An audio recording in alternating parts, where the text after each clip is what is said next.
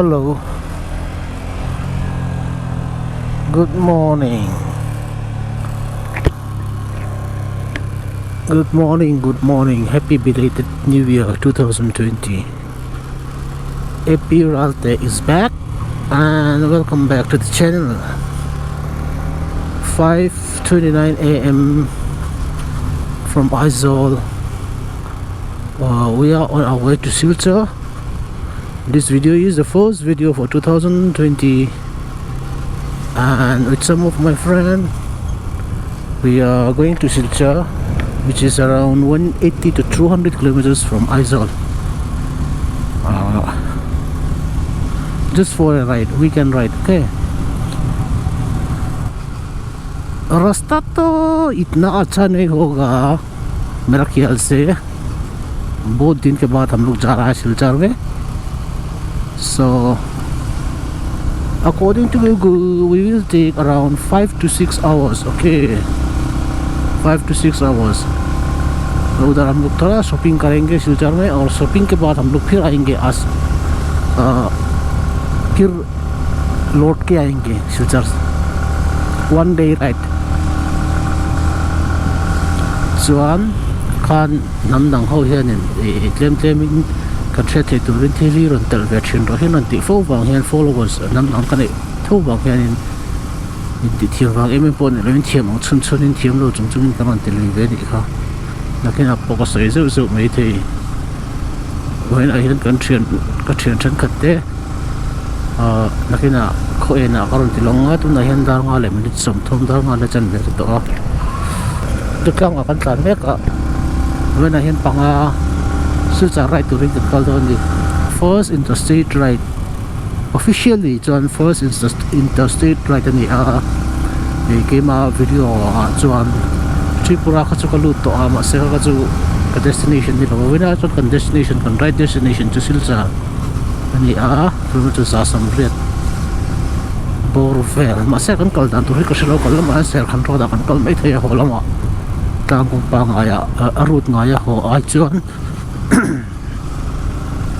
kate chu tiang chuan in ramana kan sema sang ni som hi ka video ma saptar tur ni thil tu zong te ko subscriber te in safain kum thar chi bai tai do thak to ma se kan book chu ba wening ni som. Today is 11 January 2019. Okay, so a very belated happy New Year. Happy belated New Year 2020. Dito nangatlan sar nga tiyan dito kan angin apat te po aron amle nga say thamdo na way nile nga dito na kan right hi apat song te episode song te mitliw sak le turin viewers te som vek chu ni kalpata nga kalpa in kan titi zela nga tiang chan hun kan mang hodon nia. अच्छा देखिए आज हम लोग हमारे दोस्त के साथ 3 बार हम लोग राइड करेंगे. वीडियो भी बहुत लंबा होगा, इसलिए हम पार्ट करके एपिसोड करके हम फिर डिवाइड करेंगे. और मैं रिक्वेस्ट करता हूँ आप लोग सब देखने के लिए, बहुत मज़ा आएगा.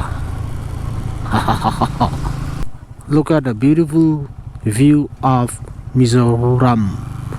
What a beautiful view. It's 5:48. Here we are going to commit ourselves to God for today's ride. हम लोग थोड़ा इधर प्रार्थना करेंगे, ऊपर क्या ब्लेसिंग मिलने के लिए हम लोग इधर में प्रे करेंगे before the real action start. Let me first show you our bike, MT-15. This bike doesn't belong to me. Yamaha Tansang and Sons Aizawl gave me for today's ride. Okay, this sponsor. Actually, it's sponsor. R15 V3, FZ25, KTM Duke 250, Suzuki Gixxer 250, and the bike belongs to MPR, the crazy biker. He has a YouTube channel, so I'll keep his channel link in my description, so please do visit. And Zonuna VLR Amwana also has his own channel, so I'll keep the channel link down below description, so please do visit their channel too. Okay, we will pray here. Score mo ito long 6-8.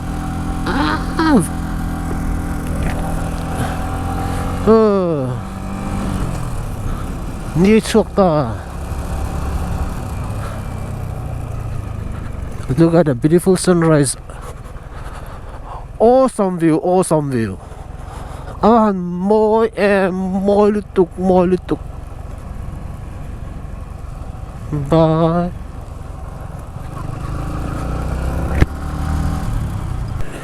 $6.14. ये जगह का नाम है लुंगदाई. इधर हम लोग अगर दुकान खुला तो ब्रेकफास्ट करेंगे. चाय गरम चाय पियेंगे.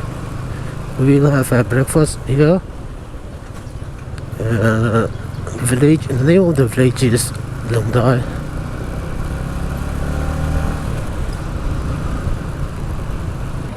दुकान तो खुल गया. देखो पूछेंगे.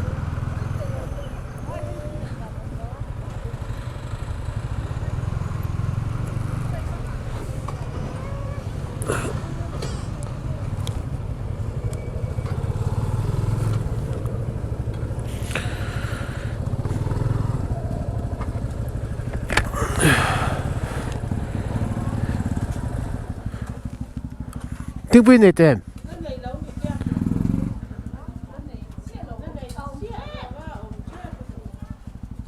Thằng nó mỏ em. Phọc mấy hông? Nhìn nó đâu con lòng hoa con. Lo in thằng nó mỏ mồm xí đâu. Hey, Lungdai Bazaar ni hey. Ni po lang utwa. Chuan tahian chingpi kan ina MP Tuirial pop mi tiếng hi long heng với nó kan man zong cái nào cho tôi kan nei do na heng zong hi Ramthar Auto Works zar ko dina min tum sak ani James fel khop mai intasung meron tu na po he kan pop mai kan min penem boka kan ran vak don lo ni ven chu Ramthar Auto Works James chunga lom tu kan soi takina kan na soi belang heng kan helmet tam jok po hi Ramthar Auto Works helmet ani. Now we will proceed to our destination, SILCHAR. It's 6:48. We have just finished our breakfast, and the total expenditure for our breakfast was 370. Okay. Zatum lại som sari man kan aya. Nachina karon soi ang khan. आज का खाना पीना सब स्पॉन्सर है and sponsored by Ramthar Auto Works Zarkot. Kadai in man zong hi Ramthar Auto Works na wena mintum sak ani wena mi hi mintum sak ani Ramthar Auto Works mintum sak ani Ramthar Auto Works wang kan puar le lo khop mai ke helmet po hi ka sai fo thin to angin Ramthar Auto Works atanga kalai ni fel tak chung ko fel takin so do son rana the two helmet tra empty te ls2 ti te chang helmet tra chang an nei ni in lo dor ve ngei do nia chuan kan ru tur hi sel khan bagaro da kan kalang suba vizinho sa va. So we will take a right side which approach direct to Baga, and this goes to Baga also, but we have a two-way, so we select this way. We select this route. There is a two route, That side goes to Warringte, and this road goes to direct to Baga. And this road is called SILCHAR to Baga Road. And that road you usually used to say Tlangkong or Warringte Road. You can say Warringte Road. अभी मौसम बहुत ठंडा है मिज़ोरम में. देखिए इतना क्लाउड है, फॉग है, बहुत ठंडा है. I don't know the temperature, the exact temperature, but it may be around 11 or 10, 11, something like that. बहुत ठंडा है, बहुत ठंडा. रास्ता भी अच्छा से नहीं देख सकता है.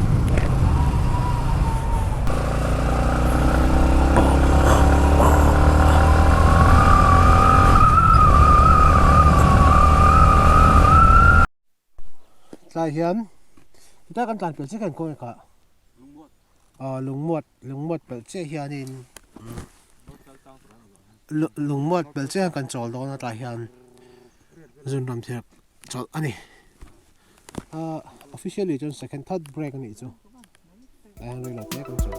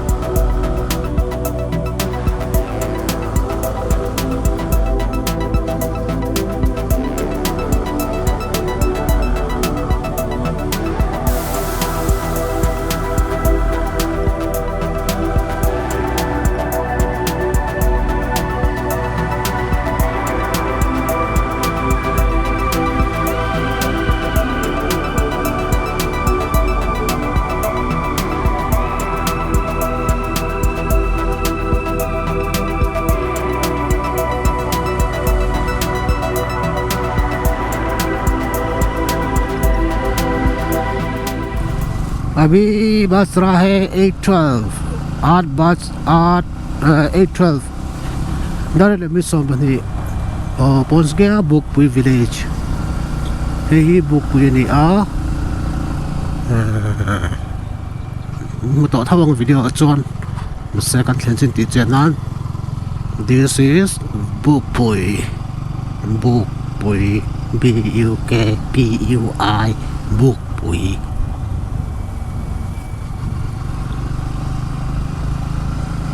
So he SILCHAR I don't know Baga akan ayang sing so hi Baga akan ayang hatay lang dunga hi din hotel di valley of low ani ok me so chuan kan tum lo tai lang tu ko chai hi Baga top or SILCHAR so kan ayang 853 North Lim N. गाँव का नाम है नॉर्थ लिम एन. आइजॉल से कितना दूर है देखेगा. 99.3 kilometers done. So far so good. North लिम एन कंठेंगे किलोमीटर सुंको पकवाले तीते कंठलान तो नॉर्थ लिम एन ही मातलांग तुम कंट्राइटा कंसियता tai hi minon lam na khani tai hian bilau mo kani ma te ho khan thil kan leilok te ang North Lim ena hian engma kala leilo chu bon chon thil ka lei don North Lim en fight area.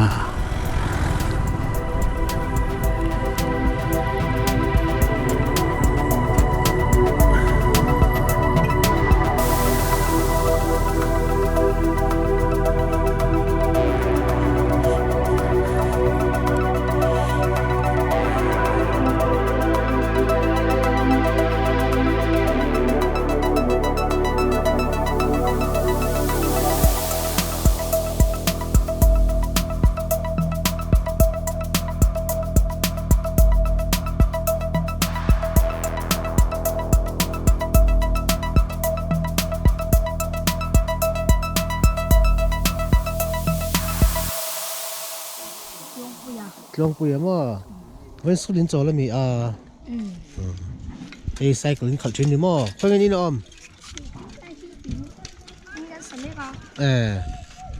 not limit a han kan la chola kilometer som kwa le pakwa borvel ni a kan ina changin chuan hei kan cholna tai ina hianin Tuirial Piralian te hianin ting puisen min lo luma kan mel shet po ni lo hei an fel thin kop mai ting puisen hang kur tai nen min lo luma an mel kan lo tilangang tu na hei te ni ting puisen kur tai nen kan ina nga chong kan kal le ang ni te po lo lang ve to kal kong tuan do thoi ni kan la mu lo 29 dar ko le chan ve ang ani chu có lẽ tao đâu nó nốt lý mình ăn còn lọ mà tai in có ăn cần đinh ạ tiếng bị sinh hàng thế cho nên mục ha chơi mình xóm bao có chơi rồi còn ấy lồng à mi hin fel trên cốp mày cần chung à hiền cần lom tao có rất gì này có lẽ tao ngó tiền chuan Tuirial ayar macha kan kalamin boy pui tu te kan sipai kan hero te kan tlo don ni lom thu kan suk sil non le don ni ani o kan lom tuk ale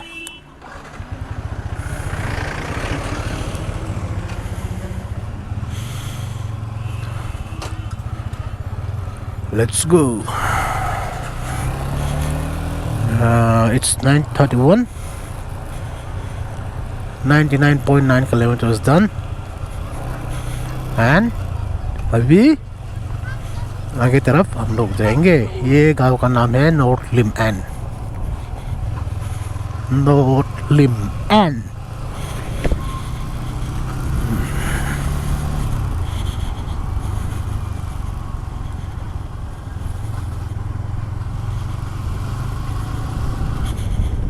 chuan hei hri vel hi in hmua ka phone hi ka cha power bank ka pai thau ma se heta han USB port oma mi USB hi Yamaha company si mani a an ma ni bike vo to be ka an to ni ka FZ a po han om thawa ka tiang che khan ni a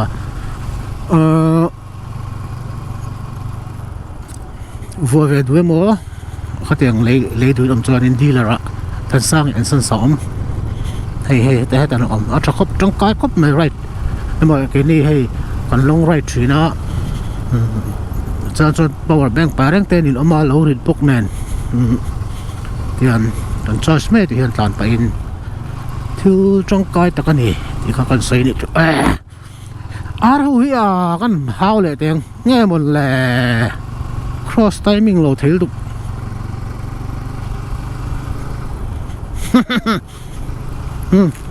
kalang kita orang hianin Tuirial kilometer som ni borvel saipum saipum kilometer som ni borvel ni saipum pe lokha Tuirial chu ni maya Aizawl chang kan chuin khuwa ka tilang tlem khop maya athan chu ti lan le kha episode se mi me video ma salap bang matlang dong kan radin kalok tilang vek to chu wang sorin attention chau kalok tilang chu po kan có sợi tông kan thlen chin kan she thile turin kalo ti lang zem zem khan ni a chuan chuan hi tu ten mu she thile manga kan khowa itilang lo chu ti khati ti awm lo nan karon hi sei ngal ni chu matlang dong kan rai kha en ula tai lang dong ko zong chu an lang ve kan ni ti kha kan sei non le ni chu kalang ta hi Tuirial peng kha ni ta ni hete kan kaltlang yan baka kan sura turani kan baka kan sura turani Tuirial hydroelectricity project इस तरफ जाके Tuirial hydro project जा सकेगा और सीधा जाके सिलचार बगा थोड़ा जाके हम Tuirial हाइडल प्रोजेक्ट में हम लोग थोड़ा जाके दोस्त को मिलेगा बाद मिलने के बाद फिर लौट के आएंगे और सिलचर की तरफ हम लोग जाएंगे. Tikan ape ko tang khat a hlaf klowa ka video chun ka ta hian in zo le hi chan har ka ti deuh thin chu kan zin ti vel a hang kan ra thian khua le khua in kar ke em in zat nge ti min zo thina ka video ma sa po ko se to in ka sia atlang queen kan Aizawl atanga kan destination hi ka te top thina ni a hemi a in kar a khua le khua in kar hi ka te ngai lo a shit sen po ani chi lo me thaya ti don chuan in kalau zo milo zo po hian in kalau chang thei lo thin chawa ka khan me che thiam na ka ti la in endu chuan Google Map ange Google Map hi hang tang kai ai ko rai chi lo po ni me the ma se atlang pui hi chuan adik tlang pui a kha kan ring tlang ke ni pon kan ring deuh mai thina ka kha in lo zot ve mai thin don nia khua le khua in kar ti tak lai vel anga hi chu heta kan trip a kan lo chin se seng box si lawa chu bin tha thiam don nia ti kha tlai in kar kan tlan pa hian kan lo soi to ni Tuirial kan thleng thale trap to a mau cha right lai vel ngai om khop mai yang lai kan thlen so ta ka chuanin a zoi hian kan zoi lak to tung a chuan hei tha thau takin kan tle em ani kan tle ram khop mai oi tun tung kon rai chu kumina ve khatna ne pawh kan la lim sang vi we kan lu ko han ti leng lo tak em han ti ve la hetlai hi ha taka tran pui tu ngai em kan om la ya min tran pui tu te an ni heng hi so wang chuan lom tu ship li an balutuk tat hetlai kong chho zong song hi ni a ma char kong kan kal na ka ai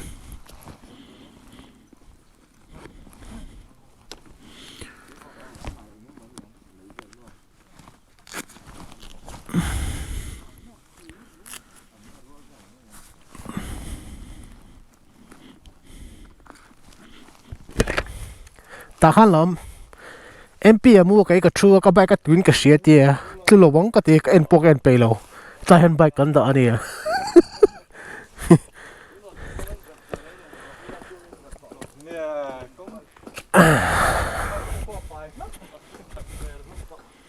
khai lo in kum thar chi bai la